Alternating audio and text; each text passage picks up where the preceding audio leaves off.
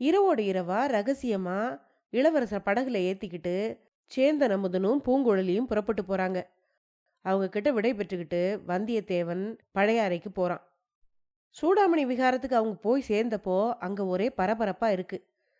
என்னன்னு விசாரிச்சப்போ கடல்ல குதிச்சு காணாம போன இளவரசர் இறந்து போயிருக்கலாமோ அப்படிங்கிற செய்திய பார்த்திபேந்திரனுடைய கப்பல்ல வந்த மாலுமி ஒருத்தன் வந்து புத்த பிக்ஷுக்கள் கிட்ட சொல்லிக்கிட்டு இருந்தான்.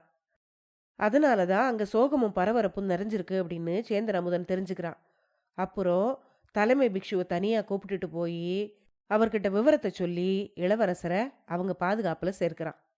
இளவரசரை உள்ள கூட்டிட்டு போற வரைக்கும் பூங்குழலி பார்த்துக்கிட்டே இருக்கா. விகாரத்தோட கதவு படார்னு சாத்துச்சு. இனிமே இந்த பிறவியில இளவரசரை பார்க்கலாங்கிறது நிச்சயம் இல்லை அப்படிங்கிற வருத்தத்தோட பூங்குழலி அங்கிருந்து கிளம்புறான். இதெல்லாம் தான் முந்தின பகுதியில கேட்டீங்க. அந்த நிகழ்வோட தொடர்ச்சியை தான் இந்த பகுதியில கேட்க போறீங்க.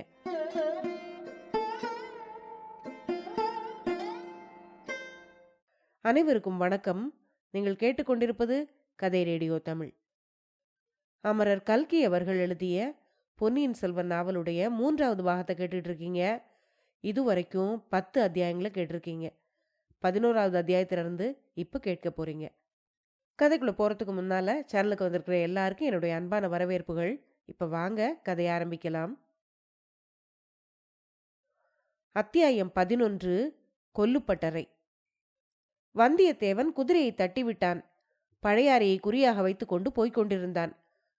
முதலில் கொஞ்ச தூரம் காட்டுப்பாதை வழியே சென்றான். குதிரை இதனால் மிகவும் கஷ்டப்பட்டு போனதை அறிந்தான். அவனுக்கும் களைப்பு அதிகமாகவே இருந்தது. அவன் நிம்மதியாக தூங்கி பல தினங்கள் ஆகிவிட்டன. அவ்வப்போது கண்ணை மூடிக்கொண்டு ஆடி விழுந்ததை தவிர நிம்மதியாக ஓரிடத்தில் படுத்து தூங்கினோம் என்பது கிடையாது. பழையாறைக்கு போய் இளவரசியிடம் செய்தியை சொல்லிவிட்டால் அப்புறம் அவனுடைய பொறுப்பு தீர்ந்தது. நிம்மதியாக தூங்கலாம். கடந்து போன நாட்களுக்கும் சேர்ந்து நாட்கணக்கில் தூங்க வேண்டும் என்று திட்டமிட்டான் அவன். இளவரசி குந்தவையிடம் போய் தாங்கள் கூறிய பணியை நான் நிறைவேற்றிவிட்டேன் என்று சொல்லும்போது தனக்கு ஏற்படக்கூடிய மகிழ்ச்சியை அவன் எண்ணி பார்த்தான். தேவியின் முகம் அதை கேட்டு எப்படி மலரும் என்பதையும் நினைத்து பார்த்தான். அப்போது இன்னொரு விஷயம் அவனுக்கு நினைவுக்கு வந்தது.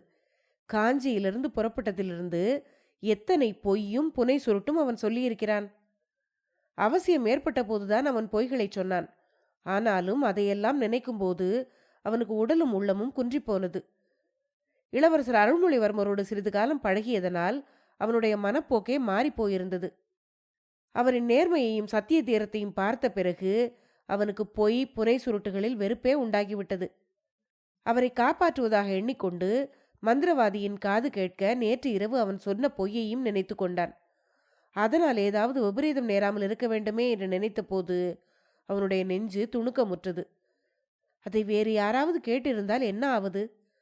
ஒருவேளை குந்தவை தேவியிடமே சொல்லிவிட்டால் அவள் நம்மை பற்றி என்ன நினைப்பாள்? இல்லை இல்லை, இளைய பிராட்டி அப்படி சொன்னாலும் நம்பிவிட மாட்டாள். ஆனாலும் அது எவ்வளவு பெரிய ஆபத்து என்று நினைத்து கொண்டான். இப்படி எண்ணமிட்டு கொண்டே சென்றதில் குதிரையின் வேகம் தடைப்பட்டதை அவன் சிறிது நேரம் கவனிக்கவில்லை. குதிரை மீதிருந்து சிந்தனை செய்து கொண்டே போனதில் கொஞ்சம் கண்ணை அருந்தும் விட்டான்.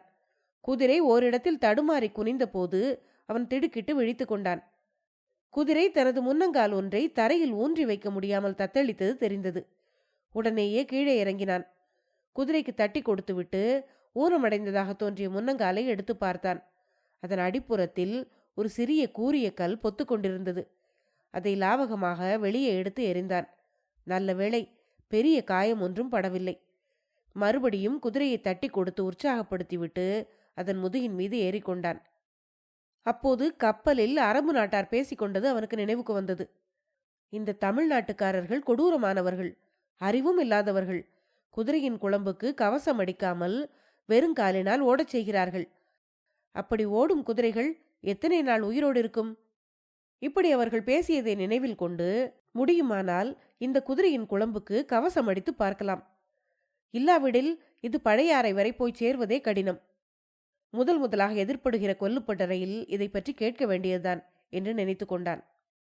வந்தியத்தேவன் எதிர்பார்த்தது வீண் போகவில்லை. சிறிது தூரம் சென்றதும் ஒரு கிராமம் தென்பட்டது. கிராமத்தை தாண்டியதும் சாலை ஓரத்தில் கொல்லுப்பட்டறை ஒன்று இருக்க கண்டான் அவன். அதை கடந்து மேலே செல்ல அவனுக்கு மனம் வரவில்லை. குதிரையை நிறுத்திவிட்டு பட்டறைக்குள் சென்றான். பட்டறைக்குள் கொல்லன் ஒருவன் வேலை செய்து கொண்டிருந்தான். ஒரு சிறுவன் துருத்தி ஊதி கொண்டிருந்தான். வந்தியத்தேவன் உள்ளே பிரவேசித்த அதே சமயத்தில் இன்னொரு மனிதன் பின்பக்கமாக மறைந்ததாகவும் அவனுக்கு தோன்றியது. ஆனால் இதிலெல்லாம் அவனுடைய கவனம் செல்லவில்லை. கொல்லன் கையில் வைத்துக் கொண்டிருந்த வாள் அவனுடைய கண்ணையும் கருத்தையும் ஒருங்கே கவர்ந்தது. அது ஒரு அபூர்வமான வாள். பட்டறையில் வைத்து கொல்லன் அதை செப்பனிட்டுக் கொண்டிருந்ததாக தோன்றியது. அதன் ஒரு பகுதி பளபளவென்று வெள்ளியைப் போல பிரகாசித்தது. இன்னொரு பகுதி நெருப்பிலிருந்து அப்போதுதான் எடுக்கப்பட்டிருந்தபடியால் தங்க நிற செந்தழல் விளம்பை போல் ஜொலித்தது. வாள் என்றால் இதுவல்லவா வாள் என்று வந்தியத்தேவன் தன் மனதிற்குள் எண்ணி வியந்தான். அத்தியாயம் 12. தீயிலே தள்ளு. கொல்லன் சிறிது நேரம் தன் வேலையிலேயே கவனமாயிருந்தான். வந்தியத்தேவன் 2-3 முறை கனைத்த பிறகு நிமிர்ந்து பார்த்தான். யார் அப்பனே நீ? உனக்கு என்ன செய்ய வேண்டும்? வாள் வேல் ஏதாவது வேண்டுமா? வாளுக்கும் வேலுக்கும் தான் இப்போதெல்லாம் தேவையில்லாமல் போய்விட்டதே. நீ வாளுக்காக எங்கே வந்திருக்கப் போகிறாய் என்றான் கொல்லன். என்ன ஐயா இப்படி சொல்லுகிறீர்? உம்முடைய கையில் வாளை வைத்து வேலை செய்து கொண்டே வாளுக்கு தேவையில்லை என்கிறீரே என்றான் வந்தியத்தேவன்.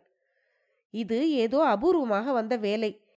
பழைய வாளை செப்பனிடுவதற்காக கொண்டு வந்தார்கள். சில வருஷங்களுக்கு முன்னால் பாண்டி நாட்டு போரும் வடபெண்ணை போரும் நடந்து கொண்டிருந்த போது இந்த பட்டறையில் மலைமலையாக வேலும் வாளும் குவிந்திருக்கும். இலங்கை யுத்தம் ஆரம்பமான புதிதில் கூட ஆயுதங்களுக்கு கிராக்கி இருந்தது. இப்போது வாளையும் வேலையும் கேட்பாரில்லை. பழைய வாள்களையும் வேல்களையும் என்னிடம் கொண்டு வந்து விற்பதற்காக வருகிறார்கள். நீ கூட அதற்காகத்தான் வந்தாயா என்ன என்று கேட்டான் கொல்லன். இல்லை இல்லை, என்னுடைய குதிரைக்கு லாடம் அடிக்க வேண்டும். நான் என்னுடைய குதிரையை காட்டிலும் மேட்டிலும் விட்டு கொண்டு வந்தேன். இன்னும் வெகு தூரம் போயாக வேண்டும். குதிரையின் கால் குழம்புக்கு இரும்பு கவசம் போட வேண்டும் என்று வந்தேன். அது உம்மால் முடியுமா என்று கேட்டான். எனக்கும் கொஞ்சம் அந்த வேலையில் பழக்கம் உண்டு. அராபிய தேசத்தில் அப்படித்தான் லாடம் அடிப்பார்களாம். இப்போது இங்கேயும் சிலர் குதிரை குழம்புக்கு இரும்பு லாடம் அடிக்க தொடங்கி இருக்கிறார்கள். ஆனால் அதற்கு நேரம் அதிகம் பிடிக்கும். கையில் உள்ள வேலையை முடித்துவிட்டுத்தான் உன்னுடைய வேலையை எடுத்துக்கொள்ள முடியும் என்றான் கொல்லன். வந்தியத்தேவன் யோசித்தான். அவனுக்கும் களைப்பாயிருந்தது. குதிரையும் கஷ்டப்பட்டு போயிருந்தது. சிறிது நேரம் காத்திருந்து அதன் குழம்புகளுக்கு கவசம் போட்டுக்கொண்டே போவது என்று முடிவு செய்தான். கைவேலை முடியும் வரையில் நான் காத்திருக்கிறேன். அப்புறமாவது உடனே செய்து தருவீர்கள் அல்லவா என்று கேட்டான். அதற்கென்ன, ஆகட்டும் என்றான் கொல்லன். வந்தியத்தேவன் சற்று நேரம் கொல்லன் காய்ச்சி செப்பனிட்ட வாளையே பார்த்து கொண்டிருந்தான். இது ராஜகுலத்து வாள் மாதிரி தெரிகிறதே, யாருடைய வாள் என்று கேட்டான். அப்பனே, இங்கிருந்து கொஞ்ச தூரத்தில் அரிச்சந்திர நதி என்று ஒரு ஆறு ஓடுகிறது. அடிக்கடி நான் அங்கே சென்று தலைமுழுகி வருவது வழக்கம். ஆகையால் கூடிய வரையில் உண்மையே சொல்லுவதென்றும் பொய் சொல்லுவதில்லை என்றும் வைத்துக் கொண்டிருக்கிறேன். கொல்லன் இப்படி சொன்னதும், அதற்கு என்ன ஆட்சேபம்? உம்மை யார் பொய் சொல்ல சொன்னது? நான் சொல்லவில்லையே என்றான் வந்தியத்தேவன். நீ என்னை இந்த வாளை பற்றி ஒன்றும் கேள்வி கேட்காமல் இருந்தால் நானும் பொய் சொல்லாமல் இருக்கலாம் என்றான் கொல்லன். ஓஹோ, அப்படியா சமாச்சாரம் என்று வந்தியத்தேவன் மனதுக்குள் எண்ணிக்கொண்டான். சரி, நான் கேள்வியும் கேட்கவில்லை, நீர் விரத பங்கமும் செய்ய வேண்டாம். கைவேலையை சீக்கிரம் முடித்துவிட்டு என்னுடைய வேலையை எடுத்துக்கொண்டு செய்து கொடுத்தால் போதும் என்றான் அவன். கொல்லன் மௌனமாக தன்னுடைய வேலையில் கவனம் செலுத்தினான். வந்தியத்தேவன் வாளை சிறிது நேரம் உற்று பார்த்து கொண்டிருந்தான். அதன் அடிப்பகுதியில் பிடியின் பக்கத்தில் மீன் உருவம் பொறிக்கப்பட்டிருப்பதை பார்த்து வியந்தான். கொல்லன் அந்த மீன் உருவம் உள்ள இடத்தை மறுபடியும் தீயில் காட்டி காய்ச்சி அதன் மேல் சுத்தியால் அடித்தான். மீன் உருவம் தெரியாமல் மறைப்பதுதான் அவனுடைய நோக்கம் என்று அவனுக்கு தோன்றியது. எதற்காக இந்த காரியத்தை செய்கிறான் என்ற எண்ணம் வந்தியத்தேவனின் மனதில் எழுந்தது. இப்படி அவன் யோசனை செய்து கொண்டிருக்கும் போதே கண்கள் சுழலத் தொடங்கின. பல நாட்களாக அவனால் விரட்டி அடிக்கப்பட்ட நித்திராதேவி இப்போது தன்னுடைய வலையை அவன் மேல் பலமாக வீச ஆரம்பித்தாள். வந்தியத்தேவன் அதிலிருந்து தப்ப முடியவில்லை. சிறிது நேரம் உட்கார்ந்தபடியே ஆடி விழுந்தான். பிறகு அப்படியே கொல்லன் உலைக்கு பக்கத்தில் படுத்து தூங்கி போனான். தூக்கத்தில் வல்லவரையனுக்கு பல பயங்கரமான கனவுகள் வந்தது. கத்தியை பற்றியே ஒரு கனவு வந்தது. ஒருவன் வந்து கொல்லனிடம் கத்தியை திரும்ப கேட்டான். கொல்லனும் கொடுத்தான். என்ன கூலி வேண்டும் என்று அவன் கேட்டான். கூலி ஒன்றும் வேண்டாம், பழுவூர் இளையராணிக்கு நான் அளிக்கும் காணிக்கையாய் இருக்கட்டும் என்றான் கொல்லன். ஜாக்கிரதை, இந்த விஷயம் யாருக்கும் தெரியக்கூடாது. முக்கியமாக பழுவூர் இளையராணியின் பெயரை சொல்லவே சொல்லாதே. சொன்னால் என்ன செய்வோம் தெரியுமா என்றான் வந்தவன். நான் எதற்காக ஐயா பழுவூர் ராணியின் பெயரை சொல்லப் போகிறேன்? ஒருவரிடமும் சொல்ல மாட்டேன் என்றான் கொல்லன். இதோ இங்கே யாரோ ஒரு வாலிபன் படுத்திருக்கிறானே, நீ சத்தம் போட்டு பேசுகிறாயே என்றான் அவன். அவன் ஆழ்ந்த நித்திரையில் இருக்கிறான், இடி இடித்தால் கூட அவனுக்கு காது கேட்காது என்றான் கொல்லன். ஒருவேளை நாம் பேசிக்கொண்ட விஷயம் அவனுக்கு தெரிந்துவிட்டது என்று தோன்றினால் இந்த உலைக்களத்தின் நெருப்பில் அவனை தூக்கி போட்டு வேலை தீர்த்துவிடு என்றான் வந்தவன். இந்த பேச்சின் முடிவில் கொல்லனும் கத்திக்குடையவனும் வந்தியத்தேவனை இழுத்து போய் உலைக்களத்தில் போடப்போவதாக வந்தியத்தேவன் கனவு கண்டான். அந்த கனவை தொடர்ந்து இன்னொரு கனவு வந்தது. வந்தியத்தேவனை யமதூதர்கள் நரகத்துக்கு அழைத்துச் சென்றார்கள். யமதர்மராஜன் பூலோகத்தில் வந்தியத்தேவனுடைய நடவடிக்கைகளை பற்றி விசாரித்தான். பொய் சொல்வதில் இவன் நிபுணன், இத்தனை பொய்தான் சொல்லியிருக்கிறான் என்பதற்கு அளவே கிடையாது என்று சித்திரகுப்தன் கையிலிருந்த ஓலையை பார்த்துவிட்டு சொன்னான். இல்லை இல்லை, எல்லாம் சக்கரவர்த்தி குடும்பத்தாரின் சேவையிலேதான் சொன்னேன். எடுத்த காரியத்தை செய்து முடிப்பதற்காக சில பொய்களை சொன்னேன் என்றான் வந்தியத்தேவன். எதற்காக சொல்லியிருந்தாலும் பொய்தான். இவனை நரகத்தின் நெருப்பு குழியில் தள்ளுங்கள் என்றான் யமன். யமதூதர்கள் அவனை அழைத்து போனார்கள். அப்போது குந்தவை தேவி அங்கே வந்தாள். என்னுடைய கட்டளையை நிறைவேற்றுவதற்காகவே அவர் பொய் சொன்னார். ஆகையால் அவருக்கு பதிலாக என்னை நெருப்பில் போடுங்கள் என்று கூறினாள். இந்த சமயத்தில் நந்தினி தேவியும் அங்கு வந்து சேர்ந்தாள். இவர்கள் 2 பேரையுமே சேர்த்து நெருப்பில் போட்டு விடுங்கள் என்றாள் அந்த புண்ணியவதி. யமதூதர்கள் அவர்கள் இருவரையும் பிடித்து நெருப்பில் தள்ளப் போனார்கள். ஐயோ வேண்டாம் என்று வந்தியத்தேவன் அலறிக்கொண்டு திமிரினான். கண் விழித்து எழுந்து உட்கார்ந்தான். கண்டது கனவு என்ற எண்ணம் அவனுக்கு ஆறுதலை கொடுத்தது. ஆனாலும் எல்லாம் உண்மையாகவே நடந்தது போல உடம்பு இன்னும் நடுங்கிக் கொண்டிருந்தது. சேச்சே, இனிமேல் எக்காரணத்திற்காகவும் பொய் சொல்லக்கூடாது என்று தீர்மானித்து கொண்டான். ரொம்ப நேரம் தூங்கி போய்விட்டேனா என்று கொல்லனை பார்த்து கேட்டான். அப்படி ஒன்றும் ரொம்ப நேரம் ஆகிவிடவில்லை, 2 ஜாமந்தான் அப்பனே. நீ கும்பகர்ணன் வம்சத்தில் வந்தவனோ? பட்ட பகலிலேயே இப்படி தூங்குகிறாயே, இரவில் எப்படி தூங்க மாட்டாய் என்றான் கொல்லன். கடவுளே, 2 ஜாம நேரமா தூங்கிவிட்டேன். குதிரை குழம்புக்கு கவசம் செய்தாகிவிட்டதா என்று கேட்டான் வல்லவரையன். இனிமேல்தான் செய்ய வேண்டும். ஆனால் உன்னை போன்ற தூங்கு முஞ்சிக்கு அதனால் என்ன பயன்? நீ குதிரையையே பறிகொடுத்து விடுவாய், விட்டால் உன்னையே கூட பறிகொடுத்து விடுவாய் என்றான் கொல்லன். வந்தியத்தேவனுக்கு தூக்கி வாரி போட்டது. அவன் மனதில் ஒரு சந்தேகம் ஏற்பட்டது. ஓடிப்போய் எழுந்து வாசல் பக்கம் பார்த்தான். நிறுத்திய இடத்தில் குதிரையை காணோம். ஐயோ, குதிரையை எங்கே என்று இரைச்சல் போட்டுக்கொண்டே உடைவாளின் பிடியில் கை வைத்தான். பயப்படாதே, உன் குதிரை பத்திரமாயிருக்கிறது, கொல்லைப்புறத்தில் போய் பார் என்றான் கொல்லன். வந்தியத்தேவன் கொல்லைப்புறம் சென்று பார்த்தான். அங்கே 3 பக்கம் அடைக்கப்பட்ட கீற்று கொட்டகையில் அவனுடைய குதிரை நின்று கொண்டிருந்தது. கொல்லனுக்கு துருத்தி ஊதிய சின்ன பிள்ளை அதன் வாயில் புல் கொடுத்து கொண்டிருந்தான். வந்தியத்தேவனை பார்த்ததும் குதிரை உடலை சிலிர்த்து கொண்டு கனைத்தது. ஐயா, இங்கு வந்து கொஞ்சம் உங்கள் குதிரையை பார்த்து கொள்ளுங்கள், இதன் குழம்புகளுக்கு அளவு எடுக்க வேண்டும் என்றான் பையன். வந்தியத்தேவன் குதிரையின் அருகில் சென்று அதை தடவி கொடுத்து கொண்டு நின்றான். இதை யார் இங்கே கொண்டு வந்து கட்டினார்கள் என்று வந்தியத்தேவன் கேட்டான். நான் தான் கட்டினேன், என்னுடைய அப்பாதான் அப்படி கட்டச் சொன்னார் என்றான் அந்த சிறுவன். எதற்காக என்று கேட்டான் வந்தியத்தேவன். இந்த ஊர் வழியாக சற்று முன்னால் பெரிய பழுவேட்டரையரும் அவருடைய பரிவாரங்களும் போனார்கள். குதிரையை வாசலில் பார்த்திருந்தால் கட்டாயம் கொண்டு போயிருப்பார்கள் என்று சொன்னான் சிறுவன். வந்தியத்தேவன் தான் செய்த தவறை எண்ணி வெட்கமடைந்தான். கொல்லனிடமும் அவன் மகனிடமும் மனதிற்குள் நன்றி உணர்ச்சி கொண்டான்.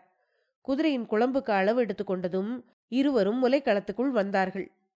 கொல்லன் இரும்பு துண்டை எடுத்து குழம்பை போல் வளைத்து வேலை செய்ய தொடங்கினான். என்னுடைய குதிரையை காப்பாற்றி கொடுத்தீர்களே, அதற்காக மிக்க வந்தனம் என்றான் வந்தியத்தேவன். என்னை தேடி வருகிறவர்களுடைய உடைமையை நான் காப்பாற்றி கொடுக்க வேண்டும் அல்லவா? அது என்னுடைய கடமை என்றான் கொல்லன். பழுவேட்டரையரின் பரிவாரம் இந்த பக்கம் போய் எத்தனை நேரம் இருக்கும் என்று கேட்டான் அவன். 2 நாழிகைக்கு மேல் இருக்கும். அவ்வளவு ஆர்ப்பாட்டத்துக்கும் நீ தூங்கிக் கொண்டிருந்தாயே, அதை நினைத்தால்தான் எனக்கு வியப்பாக இருக்கிறது என்றான் கொல்லன். சரி, நான் தான் தூங்கி போய்விட்டேன், நீர் இத்தனை நேரத்தை வீணாக்கி விட்டீரே, அவர்கள் போன பிற்பாடாவது வேலையை உடனே ஆரம்பித்திருக்கலாம் அல்லவா என்று கேட்டான் வந்தியத்தேவன். எப்படி ஆரம்பிப்பது? அவர்கள் கொண்டு வந்த செய்தியை கேட்ட பிறகு யாருக்கு வேலை செய்ய மனம் வரும்? உனக்காக மனதை திடப்படுத்தி கொண்டு இப்போது இதை நான் செய்கிறேன். நீ எங்கிருந்து அப்பனே வருகிறாய் என்று கேட்டான் கொல்லன். அவர்கள் கொண்டு வந்த செய்தி என்னவாயிருக்கும் என்று யோசித்துக் கொண்டே வந்தியத்தேவன், நான் இலங்கையிலிருந்து வருகிறேன் என்றான். கொல்லன் அவனுடைய முகத்தை ஏற இறங்க பார்த்தான். பிறகு குரலை தாழ்த்தி கொண்டு, இலங்கையில் இருந்தபோது இளவரசர் அருள்மொழிவர்மரை அங்கே பார்த்தாயா என்று கேட்டான். உண்மையை சொல்லுவதென்று சற்று முன் சங்கல்பம் செய்து கொண்டிருந்த வந்தியத்தேவன், பார்த்தேன் என்றான். கடைசியாக அவரை நீ எப்போது பார்த்தாய் என்று கேட்டான் கொல்லன். இன்று காலையில் பார்த்தேன் என்று வந்தியத்தேவன் சொன்னதும் கொல்லன் கோபத்தோடு அவனை பார்த்தான். தம்பி, விளையாடுகிறாயா என்று கேட்டான். இல்லை ஐயா, உண்மையைத்தான் சொன்னேன் என்றான் வந்தியத்தேவன். விட்டால் இளவரசர் இப்போது எங்கே இருக்கிறார் என்று கூட சொல்வாய் போலிருக்கிறதே என்றான் கொல்லன். ஓ, கேட்டால் சொல்லுவேனே என்றான் அவன். சரி, இளவரசர் எங்கே இருக்கிறார் சொல் பார்க்கலாம் என்றான் கொல்லன். நாகைப்பட்டினம் சூடாமணி விகாரத்தில் இருக்கிறார் என்றான் வந்தியத்தேவன். அப்பனே, நானும் எத்தனையோ பொய்யர்களை பார்த்திருக்கிறேன். உன்னை போல் கட்டுக்கதை புரிந்துரைக்கக்கூடியவர்களை பார்த்ததே இல்லை என்று சொல்லிவிட்டு சிரித்தான் கொல்லன். வந்தியத்தேவன் தன் மனதிற்குள் சிரித்து கொண்டான். புனைந்து கூறும் பொய்யை நம்புவதற்கு எல்லாரும் ஆயத்தமாயிருக்கிறார்கள். உண்மையை சொன்னால் நம்ப மறுக்கிறார்கள். இது நம்முடைய ஜாதக விசேஷம் போலிருக்கிறது என்று நினைத்து கொண்டான். தம்பி, நீ இலங்கையிலிருந்து எப்போது புறப்பட்டாய் என்று கேட்டான் கொல்லன். நான் 4 நாளைக்கு முன்னால் புறப்பட்டேன். என்ன செய்தி ஐயா என்று கேட்டான் வந்தியத்தேவன். பொன்னியின் செல்வரை கடல் கொண்டு விட்டது என்ற செய்திதான் என்று கொல்லன் கூறியதும் வந்தியத்தேவன் கஷ்டப்பட்டு திடுக்கிடுவது போல் பாசாங்கு செய்தான். ஐயோ, அப்படியா? யார் சொன்னார்கள் என்று கேட்டான். நேற்று முதலாகவே இங்கெல்லாம் அப்படி பேச்சாக இருந்தது. இன்று பழுவேட்டரையரின் வழியாக போன போது ஊர்க்காரர்கள் அவரிடம் கேட்டார்கள். அந்த செய்தி உண்மைதான் என்று பழுவேட்டரையர் கூறினார். அந்த சண்டாள பாவியின் தலையில் இடிவிழவில்லையே என்றான் கொல்லன். ஏன் அந்த கிழவரை வைகிறாய் என்றான் வந்தியத்தேவன். அவராலேதான் இது நடந்திருக்கிறது. ஏதோ சூழ்ச்சி செய்து இளவரசரை அவரே கடலில் மூழ்கடித்து விட்டார் என்று ஊரார் சொல்கிறார்கள். அதனால் அவருக்காக ஏற்பாடு செய்திருந்த உபசாரங்களையும் நிறுத்திவிட்டார்கள் என்றான் கொல்லன். இளவரசர் மீது இந்த ஊராருக்கு அவ்வளவு பிரியமா என்று கேட்டான் வந்தியத்தேவன். உனக்கு தெரியாது அப்பனே, ஊர் மக்கள் எல்லோரும் கண்ணீரும் கம்பலையுமாய் இருக்கிறார்கள். இந்த ஊர் மட்டுமென்ன, சோழ நாடு முழுவதும் ஓலமிட்டு அழப்போகிறது. பழுவேட்டரையர்களை சபிக்கப் போகிறது. ஏற்கனவே சக்கரவர்த்தி நோய்வாய்ப்பட்டிருக்கிறார். இந்த செய்தியை கேட்டு என்ன பாடுபடுவாரோ தெரியாது. இன்னும் என்னவெல்லாம் விபரீதங்கள் நடக்குமோ தெரியவில்லை.